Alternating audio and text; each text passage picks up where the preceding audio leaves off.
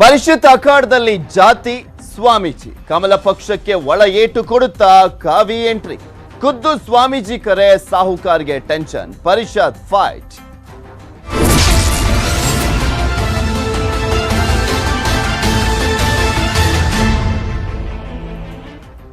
ಇಪ್ಪತ್ತು ಕ್ಷೇತ್ರಗಳ 25 ಸ್ಥಾನಗಳಿಗೆ ಎಂಎಲ್ಸಿ ಚುನಾವಣೆ ನಡೀತಾ ಇದೆ ರಾಜ್ಯದಲ್ಲಿ. ಅದರಲ್ಲಿ ತುಂಬಾ ಪ್ರಮುಖವಾಗಿ ಸಾಕಷ್ಟು ಇಂಟ್ರೆಸ್ಟಿಂಗ್ ಅಂದ್ರೆ ಬೆಳಗಾವಿ ಎಲೆಕ್ಷನ್. ಬೆಳಗಾವಿಯಲ್ಲಿ ತಾರಕಕ್ಕೇರಿದೆ ರಮೇಶ್ ಜಾರಕಿಹೊಳಿ ಮತ್ತೆ ಲಕ್ಷ್ಮೀ ಹೆಬ್ಬಾಳ್ಕರ್ ಅವರ ಪ್ರತಿಷ್ಠೆ.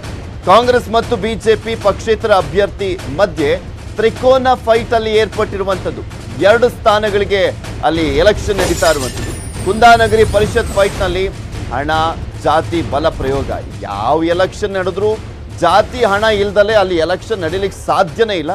ಅದೇ ರೀತಿಯಾಗಿ ಇಲ್ಲೂ ಕೂಡ ಮೊನ್ನೆವರೆಗೂ ಪಕ್ಷೇತರ ಅಭ್ಯರ್ಥಿ ಲಖನ್ ಪರ ಪ್ರಚಾರ. ನಿನ್ನೆಯಿಂದ ಬಿಜೆಪಿಯ ಕವಟಗಿ ಮಠ ಪರ ರಮೇಶ್ ಪ್ರಚಾರವನ್ನು ಮಾಡ್ತಿದ್ದಾರೆ. ಜಾರಕಿಹೊಳಿ ಬ್ರದರ್ಸ್ಗೆ ಟಕ್ಕರ್ ನೀಡಲಿಕ್ಕೆ ಸ್ವಾಮೀಜಿ ಕೂಡ ಎಂಟ್ರಿ ಆಗಿದ್ದಾರಂತೆ. ಆಲ್ಮೋಸ್ಟ್ ನೋಡಿದೀವಿ, ಆಲ್ಮೋಸ್ಟ್ ತುಂಬಾ ಎಲೆಕ್ಷನ್ಗಳಲ್ಲಿ ಪರೋಕ್ಷವಾಗಿ ಸಾಕಷ್ಟು ಜನ ಸ್ವಾಮೀಜಿಗಳು ಅವರಿಗೆ ಬೇಕಾದಂಥ ಅಭ್ಯರ್ಥಿಗಳಿಗೆ ಬೆಂಬಲವನ್ನು ಕೊಡಬೇಕು ಅಂತ ಪ್ರಚಾರವನ್ನು ಮಾಡಿದ್ದಾರೆ. ಮುಖಂಡರು, ಗ್ರಾಮ ಪಂಚಾಯಿತಿ ಸದಸ್ಯರು, ಪಟ್ಟಣ ಪಂಚಾಯಿತಿ ಸದಸ್ಯರು, ಪುರಸಭೆ ಸದಸ್ಯರಿಗೆ ಸ್ವಾಮೀಜಿ ಫೋನನ್ನು ಮಾಡ್ತಿದ್ದಾರಂತೆ. ಹೆಬ್ಬಾಳ್ಕರ್ ಅವರ ಸಹೋದರನ ಪರವಾಗಿ ಪ್ರಭಾವಿ ಸ್ವಾಮೀಜಿ ಪ್ರಚಾರವನ್ನು ಮಾಡ್ತಿದ್ದಾರೆ. ಅಂದ್ರೆ ಸಪೋರ್ಟ್ ಮಾಡಿ ಅಂತ ಹೇಳ್ತಾ ಇದ್ದಾರೆ. ಕೈ ಅಭ್ಯರ್ಥಿ ಪರ ಉತ್ತರ ಕರ್ನಾಟಕದ ಪ್ರಭಾವಿ ಸ್ವಾಮೀಜಿಯೊಬ್ರು ಲಾಭಿಯನ್ನ ಮಾಡ್ತಾ ಇರುವಂಥದ್ದು. ಅಂದ್ರೆ ಪ್ರಚಾರ ಅಂದ್ರೆ ಇಂಡೈರೆಕ್ಟ್ ಆಗಿ ನೀವು ಓಟನ್ನ ಮಾಡಿ ನಮ್ಮ ಕಡೆಯವರವರು ನಮ್ಮ ಕಡೆಯವ್ರನ್ನ ಗೆಲ್ಸೋಣ ಅಂತೆಲ್ಲ ಪ್ರಚಾರ ಮಾಡ್ತಿದ್ದಾರಂತೆ. ಕಾಂಗ್ರೆಸ್ ಅಭ್ಯರ್ಥಿ ಚನ್ನರಾಜ್ ಹಟ್ಟಿಹೊಳಿ ಬೆಂಬಲಿಸಲಿಕ್ಕೆ ಸ್ವಾಮೀಜಿ ಸೂಚನೆಯನ್ನು ಕೊಟ್ಟಿರುವಂಥದ್ದು.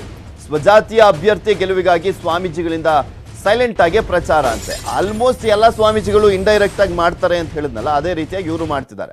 ಕೈ ಅಭ್ಯರ್ಥಿ ಪರ ಪ್ರಭಾವಿ ಸ್ವಾಮೀಜಿ ಪ್ರಚಾರವನ್ನ ಮಾಡ್ತಾ ಇರುವಂಥದ್ದು. ಮತ್ತೆ ಬೆಳಗಾವಿಯಲ್ಲಿ ತಾರಕಕ್ಕೇರ್ತಾ ಇದೆ ಪರಿಷತ್ನ ಅಖಾಡ. ಸ್ವಾಮೀಜಿಗಳ ಮತಯಾಚನೆಗೆ ಬಿಜೆಪಿ ಮುಖಂಡನ ಆಕ್ಷೇಪ. ಏನು ಇವ್ರ ಪರವಾಗಿ ಮಾಡಬೇಕಾಗಿತ್ತು ಅನ್ನೋ ಕಾರಣಕ್ಕೆ ಆಕ್ಷೇಪ ಇರಬೇಕೇನೋ. ಡಿಸಿಸಿ ಬ್ಯಾಂಕ್ನ ನಿರ್ದೇಶಕ ರಾಜಣ್ಣ ಅಂಕಲಗಿ ಬೇಸರವನ್ನ ವ್ಯಕ್ತಪಡಿಸಿದ್ದಾರಂತೆ. ಇಲ್ಲಿ ಸ್ವಾಮೀಜಿಗಳೇ ಬಂದು ಪ್ರಚಾರವನ್ನ ಮಾಡ್ತಿದ್ದಾರೆ ಅಂತ. ಹೆಸರು ಹೇಳಬೇಡ, ಅವ್ರ ನಂಬರ್ ನನ್ನ ಕಡೆ ಏನಕ್ಕಿಲ್ಲ. ನಾವೊಂದೀಟ ಬಿಡಿಸಿ ಮಾತಾಡೋಲ್ಲ. ಯಾರು ಮಾತಾಡೋದು ಅಂತ ಕೇಳಿ, ನಾನು ಸ್ವಾಮಿಗಳು ಮಾತಾಡೋದು ಶರಣ್ರಿ ಆಚಾರ ಇಲ್ಲಿ ಗೊತ್ತಾಗ್ಲಿಲ್ರಿ, ತಪ್ಪಾತ್ರಿ ಅಲ್ಲಿ.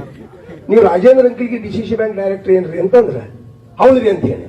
ನೀವು ಪಂಚಮ ಶಾಲೆ ಏನಂದ್ರಿ ನನಗೆ ಗೊತ್ತಿಲ್ರಿ ಅಂತ ಹೇಳಿ. ನೀವು ಪಂಚಮ ಶಾಲೆ ಏನಂದ್ರೆ ನನಗೆ ಗೊತ್ತಿಲ್ಲ ಅಂತ ಹೇಳಿ. ಏನ್ ಹಾಕ್ತಿರಿ ಆಚಾರ ಅಂತ ಕೇಳಿ ಮತ್ತೆ ಇಲ್ರಿ ಮತ್ತ ನೀವು ನಮ್ಮ ಸಮಾಜದವ್ರು ಹಿಂಗೆ ನಿಂತಾರು, ಮತ್ ನೀವು ಜಾರಕಿಹೊಳಿ ಅವ್ರ ಬೆನ್ನ ಹತ್ತಿದ್ದೀರಂತ, ನೀವು ಹಿಂಗಾಗಿ ಸಮಾಜ ಹಾಳಾಗತಿ, ಮತ್ತ ನೀವು ನಮಗ ಸಹಾಯ ಮಾಡಬೇಕು ಅಂತ ಅದರ ಆಗೋದಿಲ್ರಿ. ಮತ್ ನಿಮ್ಗೊಂದು ನಾ ಸಣ್ಣ ಇರ್ಬೋದು, ನಿಮ್ಗಡೆ ಬುದ್ಧಿ ಹಾತಲ್ರಿ ಅಂತ ಹೇಳಿ. ನಾ ಸಣ್ಣ ಇರ್ಬೋದು, ಬುದ್ಧಿ ಹಾತಲ್ಲ ಅಂತ ಹೇಳಿ. ನೋಡ್ರಿ, ನಮ್ಮ ಮನ್ಯಾಗ ನಮಗ್ ಸಂಸ್ಕಾರ ಏನ್ ಕಲಿಸ್ಯಾರ, ಜಾತಿ ಎರಡು, ಒಂದು ಹೆಣ್ಣು ಒಂದು ಗಂಡು, ಧರ್ಮ ಒಂದ, ಮಾನವ ಧರ್ಮ, ಇದನ್ನ ನಮಗ್ ಕಲಿಸ್ಯಾರ್ರಿ. ನೀವು ಕ್ಯಾವಿ ಹಾಕೊಂಡ ಈ ಧರ್ಮ ಹೊಡೆಯೋದ ಕೆಲಸ ಮಾಡಬೇಡ್ರಿ. ನೀವು ಧರ್ಮ ಪೀಠದಾಗದರಿ, ನೀವು ಸಮಾಜ ಸುಧಾರಿಸ್ಬೇಕು. ಸಮಾಜ ಕೆಡ ಆತಂದ್ರ ನೀವು ಸಮಾಜ ಸುಧಾರಿಸ್ಬೇಕ. ನೀವು ರಾಜಕಾರಣ ಮಾಡೋದಿದ್ರ ಈ ಕ್ಯಾವಿ ಅರಿವಿ ತೆಗೆದು ಹೋಗಿರಿ, ಕಾದಿ ಅರಿವು ಕೊಡಿಸ್ತಾ ನಿಮಗೆ ಒಂದು ತಾಗೆ ಹಾಕೊಂಡ್ ರಾಜಕಾರಣ ಮಾಡ್ರಿ. ಇದು ನಿಮ್ಗೆ ತಪ್ಪು ಆಚಾರ ಅಂತ ಹೇಳಿ ನೀವು ಏನ್ ಮಾಡತ್ತಾರೆ ನಮ್ಗೆ ಗೊತ್ತಾಯ್ತು. ಇದ್ರ ಬಗ್ಗೆ ಮತ್ತಷ್ಟು ಡೀಟೇಲ್ಸ್ ಅನ್ನ ನೀಡ್ತಾರೆ ನಮ್ಮ ಪ್ರತಿನಿಧಿ ಚಂದ್ರಕಾಂತ್ ಸುಗಂಧಿ. ನೇರ ಸಂಪರ್ಕದಲ್ಲಿ ಜಾಯ್ನ್ ಆಗ್ತಾ ಇದ್ದಾರೆ. ಚಂದ್ರಕಾಂತ್, ಪರಿಷತ್ ಫೈಟ್ ಸಾಕಷ್ಟು ಕುತೂಹಲ ಕೆಡೆ ಮಾಡಿಕೊಟ್ಟಿದೆ. ಬೆಳಗಾವಿಯಲ್ಲಿ ಸಾಕಷ್ಟು ರಂಗನ್ನ ಕೂಡ ಪಡ್ಕೊಂಡಿರುವಂಥದ್ದು. ಅದರಲ್ಲೂ ಲಕ್ಷ್ಮೀ ಹೆಬ್ಬಾಳ್ಕರ್ ವರ್ಸಸ್ ರಮೇಶ್ ಜಾರಕಿಹೊಳಿ ಅನ್ನುವ ರೀತಿಯಲ್ಲಿ ಅಲ್ಲಿ ಬಿಂಬಿತ ಆಗ್ತಾ ಇದೆ. ಯಾವ ರೀತಿಯಾಗಿ ನಡೀತಾ ಇದೆ ಪ್ರಚಾರ?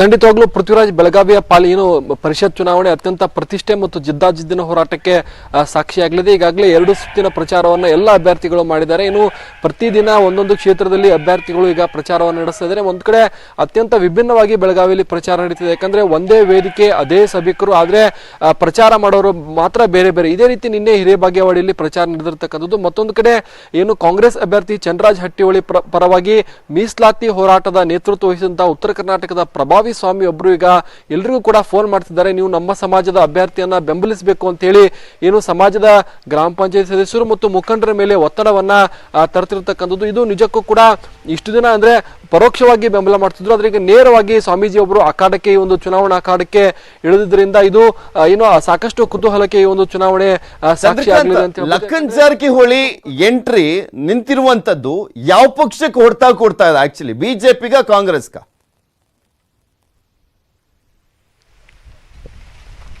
ಪೃಥ್ವಿರಾಜ್, ಈ ಒಂದು ಕುತೂಹಲವೇ ಈಗ ರಾಜ್ಯಾದ್ಯಂತ ಮನೆ ಮಾಡಿರ್ತಕ್ಕಂಥದ್ದು. ಹೆಂಗಂದ್ರೆ ಈಗ ಒಬ್ಬರ ಇಷ್ಟು ದಿನ ಕಾಂಗ್ರೆಸ್ ಮತ್ತು ಬಿಜೆಪಿ ಅಭ್ಯರ್ಥಿಗಳು ತಲಾ ಒಬ್ಬೊಬ್ಬರು ನಿಲ್ಲಿಸಿದ್ರು, ಅದು ಏನು ಇಬ್ರು ಕೂಡ ಗೆಲ್ತಿದ್ರು. ಆದ್ರೆ ಲಖನ್ ಜಾರಕಿಹೊಳಿ ಎಂಟ್ರಿ ಈಗ ಕಾಂಗ್ರೆಸ್ಗೆ ತಲ್ಲವಾಗಿರ್ತಕ್ಕಂಥದ್ದು ಮತ್ತು ಬಿಜೆಪಿಗೂ ಕೂಡ ಅಷ್ಟೇ ಪ್ರಮಾಣದಲ್ಲಿ ಏನು ಹೊಡೆತ ಕೊಡುವಂತ ಸಾಧ್ಯತೆ. ಯಾಕಂದ್ರೆ ಮೇಲ್ನೋಟಕ್ಕೆ ಬಿಜೆಪಿ ಅಭ್ಯರ್ಥಿ ಪರವಾಗಿ ರಮೇಶ್ ಜಾರಕಿಹೊಳಿ, ಬಾಲಚಂದ್ರ ಜಾರಕಿಹೊಳಿ ಪ್ರಚಾರ ಮಾಡಿದ್ರು ಕೂಡ ಎರಡನೇ ಮತ ಲಖನ್ಗೆ ಎನ್ನುವ ಮೂಲಕ ಅವರು ಏನು ಅಂದ್ರೆ ಲಖನ್ ಜಾರಕಿಹೊಳಿಗೆ ಗೆಲ್ಲುವ ಮೊದಲ ಆದ್ಯತೆಯನ್ನು ಕೊಡ್ತಾರೆ. ಮತ್ತು ಕಾಂಗ್ರೆಸ್ ನಲ್ಲಿ ಕೂಡ ಮತ ವಿಭಜನೆ ಆತಂಕ ಇರತಕ್ಕಂಥದ್ದು. ಯಾಕಂದ್ರೆ ಕಾಂಗ್ರೆಸ್ ತನ್ನ ಬಳಿ 3,000ಕ್ಕೂ ಹೆಚ್ಚು ಮತ ಇದೆ ಅಂತ ಹೇಳ್ತಾ ಇದೆ, ಆದ್ರೆ ಅದು ಅಷ್ಟು ಸುಲಭವಾದ ಮತ ಅಲ್ಲ. ಯಾಕಂದ್ರೆ ಆ ಹಿನ್ನೆಲೆಯಲ್ಲಿ ಕೂಡ ಈಗ ಹಣ ಮತ್ತು ಜಾತಿಯ ಲೆಕ್ಕಾಚಾರ ಬೆಳಗಾವಿಯ ಲೋಕಸಭಾ ಈ ಒಂದು ಏನು ಪರಿಷತ್ ಚುನಾವಣೆಯಲ್ಲಿ ಬಂದಿರತಕ್ಕಂಥದ್ದು. ಈಗಾಗಲೇ ಅನೇಕರು ಕೂಡ ಅಂದ್ರೆ ಸ್ವಾಮೀಜಿ ಒಬ್ರು ಅನೇಕರಿಗೆ ಕಾಲ್ ಮಾಡಿ ಈ ರೀತಿ ಹೇಳ್ತಕ್ಕಂಥದ್ದು ಕೂಡ ಬಹಿರಂಗವಾಗಿ ನಿನ್ನೆ DCC ಬ್ಯಾಂಕ್ ನ ನಿರ್ದೇಶಕ ರಾಜಣ್ಣ ಅಂಕಲ್ಗೆ ತಮ್ಮ ಹೇಳಿಕೆಯನ್ನು ಕೊಟ್ಟಿರ್ತಕ್ಕಂಥದ್ದು. ಏನು ನನಗೂ ಕೂಡ ಫೋನ್ ಬಂದಿತ್ತು ಅಂತ ಹೇಳಿ ಅವರು ಕೂಡ ಅದೇ ಸಮಾಜದವರಾಗಿದ್ದರಿಂದ ಈ ಒಂದು ಇನ್ನೊಬ್ಬ ವಿಷಯವನ್ನ ಬಹಿರಂಗವಾಗಿ ಹೇಳಿದ್ದಾರೆ. ಪೃಥ್ವಿರಾಜ್, ಒಟ್ಟಾರೆ ಬೆಳಗಾವಿಯ ಪರಿಷತ್ ಫೈಟ್ ಏನಿದೆ ಇದು ತೀವ್ರ ಕುತೂಹಲಕ್ಕೆ ಕಾರಣವಾಗಿದೆ. ಮತ್ತು ಚಂದ್ರಕಾಂತ್ ಸುಗಂಧಿ, ಯಾಕೆಂದ್ರೆ ಇಲ್ಲಿ